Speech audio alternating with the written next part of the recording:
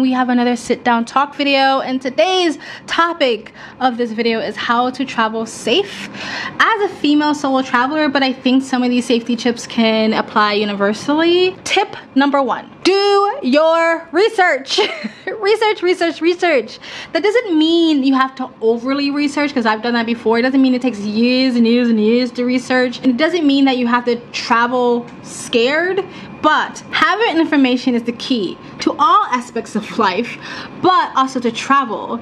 I see it this way, like sex is not necessarily dangerous, but it can be if you're not well protected with the right information. It's the same thing. Like if you are protected, if you protect yourself sexually, then you can actually enjoy the act a lot better, a lot freely. It's the same thing when you travel. When you have the information that you need, it makes you relax more and it makes you travel more freely. To me, more information, more knowledge frees me. It frees my mind, it makes me feel more free. So research the countries that you're going to. Research about the cultural standards in those countries, because there are certain countries that are more conservative than the West, or certain parts of the West, or certain parts of America. The culture is different, the religion is different, and so there's a lot of like very flippant interactions that women do overseas to the opposite sex all the time, like eye contact, or laughing at a joke, or a light arm touch, or knee touch, or shoulder touch, hugs, or just spending time with the opposite sex of someone that you're not related to, you're not married to, you're not dating.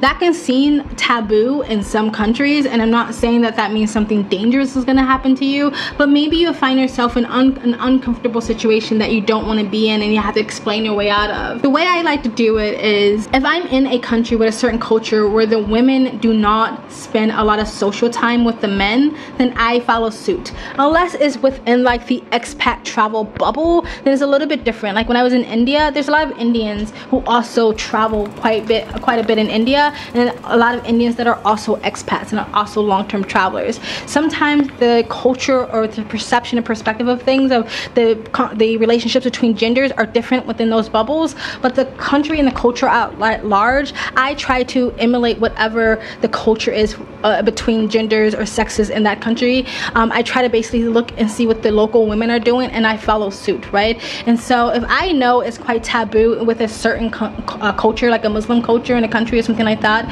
where a Muslim man or the local man wouldn't ask a local woman to go have a drink with him or to hang out with him at night with all his other male friends, even if it's just at a restaurant, even if it's something to us that seems pretty innocent, I know you wouldn't ask a local woman that.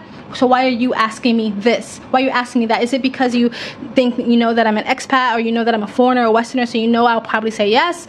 Or is it because you think I'm easy? Because those are rumors out there that Western women, and sometimes black Western women, are easy sexually. So it could still be innocent. They just know like she's from the West and she'll say yes, and I want to get to know different people. Or it can be like she's from the West and we all know they're kind of loose and easy, so I'll ask her out at night because they think something's gonna happen, right? And so to me, if a local woman would find it disrespectful for a local man to ask her out for drinks or for food at night with all his other male friends, or even just alone, a local woman find that disrespectful, then I too should find it disrespectful. I just try to understand the culture that I'm going into. I do that when it comes to my interactions, again, socially with the opposite gender, and I also do that when it comes to how I dress. Again, I just do what the locals are doing. If I go to a country where, even if we're on the beach and I realize that the local women are still going into the ocean or spending time on the beach still fairly clothed, like maybe some of them have bathing suits, but usually a lot of times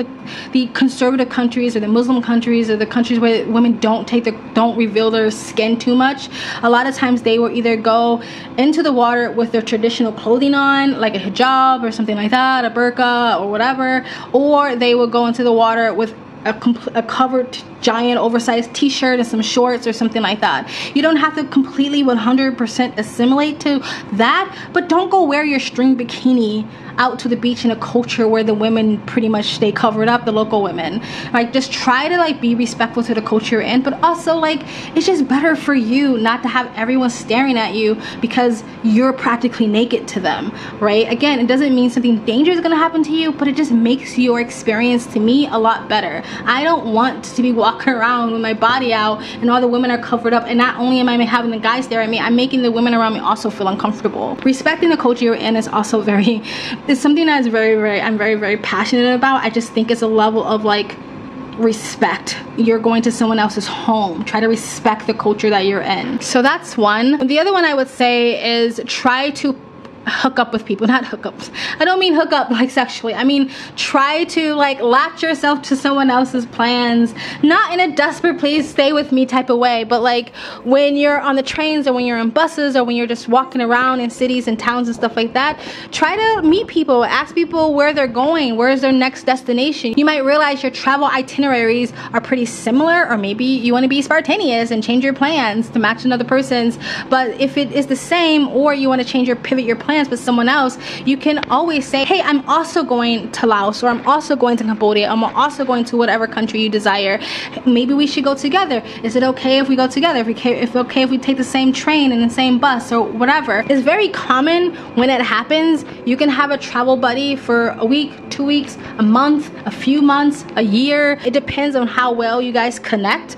It's especially if you're going to a brand new country or a brand new area of that country you don't know about, or if you are landing or arriving in a country that's late at night and you don't want to really arrive all by yourself. A lot of travel, especially solo female travelers, are very open to traveling with other people. There's even like online apps that you can sign up for where you can put out your travel plans, and you can very much specifically put I want to travel with other females. There's travel apps that's just for females to try to travel together. There's couch surfing where you can find other people that's going to the same location with the similar travel itineraries, and you can hook up with them. Let me stop using the word hook up.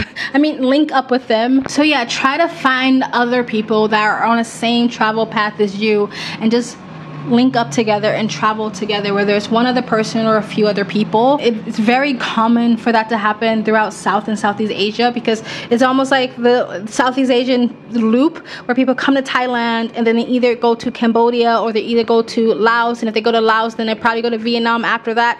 So it's like very easy to just find other people to travel with. Like you're alone but you're never alone kind of thing. But like my other video that I already put out, how to travel alone solo, sometimes you just have to put yourself out there. And speaking of arriving somewhere really late, try not to do that. Try to like plan your transit, whether it's bus, whether it's a train, whether it's a plane, whether it's a car, taxi, whatever.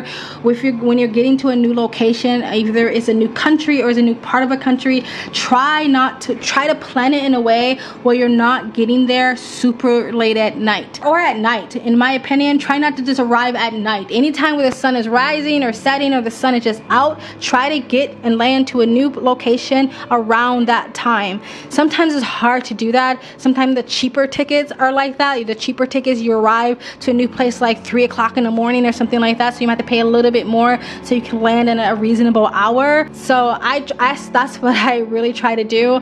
If you land somewhere like Koh San Road in Bangkok, there are 24-hour McDonald's, 24-hour KFC. A lot of times they don't mind if you wait there, as long as you like order one thing or something like that, because backpackers do this all the time. So if you are going to arrive somewhere late, try to plan that out. Try to do some research and see like, is there any 24-hour places that I can go to? Maybe contact your hotel, your guest house, or your homestay where you're staying, and see if they can pick you up, or let them know you're arriving very late so they can leave the door open for you. But honestly, even when I'm arriving into a new town, I just don't necessarily like to even catch a taxi at 3, 4 in the morning where I don't know this area. Like if it's areas I know and I've been there multiple times, it's fine. But if it's a new area where I don't know this area, I don't know the safety factor yet, I try not to even catch a taxi to my location. If there's no 24-hour McDonald's or KFC and I'm there late, a lot of times I will just stay where I am. That means I will stay in the train station, I will stay in the bus station, and I will stay or at the airport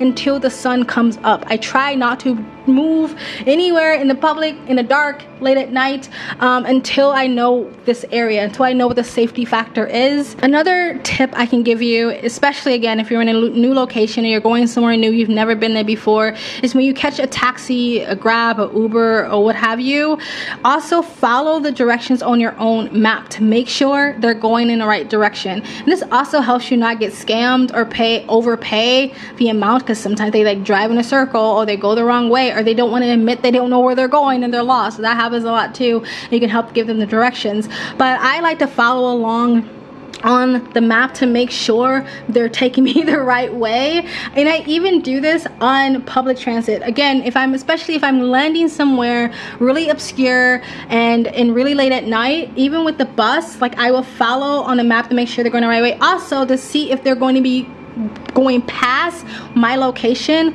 or if my location is just a few blocks away, I might ask the bus driver, can you just drive me a couple more blocks and, you know, throw them a couple of dollars or something like that. Or if the bus is going to be passing my location, I'll ask the bus to stop there so I can at least walk to where I need to go to instead of waiting for the sun to come up or something like that if it's late at night. Also, try to figure out where the bus is dropping you off. It might say like on the ticket or whatever, on the scheduling board, whatever, that it might be dropping you off in a certain location, or a certain city or a certain town, but it might be dropping you off on the outskirts of that town, way out of that town. That still might take you 45 minutes to an hour to get to the center of town or where you need to be, or somewhere where there's just more human activity going on. It might be dropping you off in the dead ass boonies. Sometimes they do this to help their taxi friends out, so then like you're forced to take a taxi because it's 45 minutes away and it's late at night and you don't know where you are. But again, I rather not even take taxis really late at night because I'm by myself with this driver,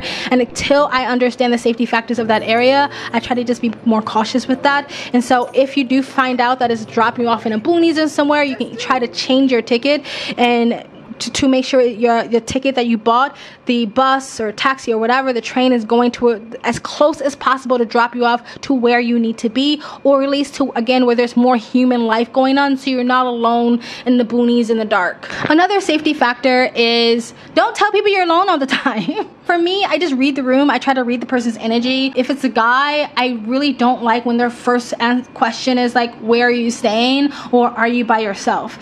Usually if that's one of their first questions, I try to avoid the where you're staying. I might just be like, oh, over there somewhere, or I'm in town somewhere. I don't give them a specific area. And if they ask me if I'm alone, I say no, I have friends. So sometimes it depends, like if it's another traveler or something like that, or I might say, oh yeah, I'm traveling solo. But like, try to read the room. Usually if it's a local person, I just say like, you don't need to know where I am in the nicest way possible, and I'm not by myself. So don't be telling everybody your business and telling everybody that you are alone. You can carry some sort of protection weapon with you, like mace or something like that. The only thing, if you have mace on you, you have to remember to take it off of your carry-on or off of your person when you're at an airport.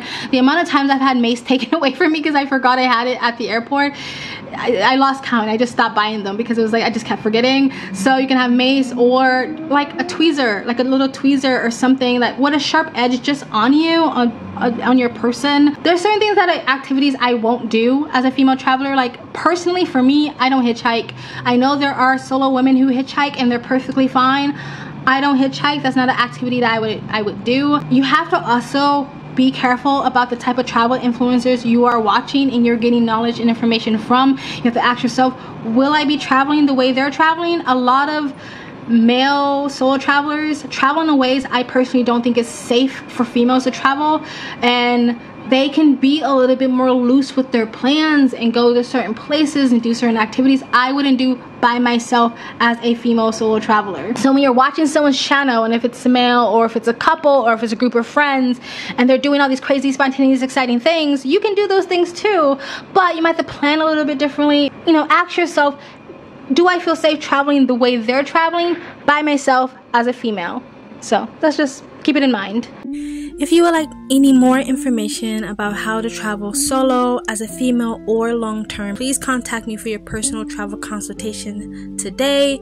Get advice for someone who's actually been traveling, living abroad as an expat for the past 9 years. If you're not ready to do that yet, please just like, comment, subscribe, and continue to follow me on my travel journey.